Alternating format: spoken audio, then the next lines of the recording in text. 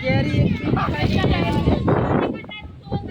खाने का भी होता है लेकिन एक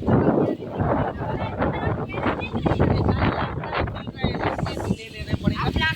अभी लकड़ी बहुत भाव में है, डिमांड में है।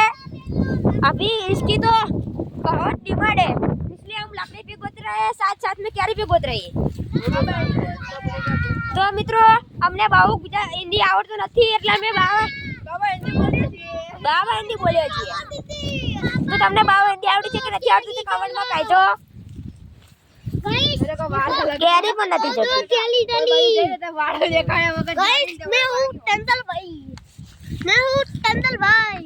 ભાઈ વાળી હવે તુરંત રાખી છે ને। એ બાબા યો આયો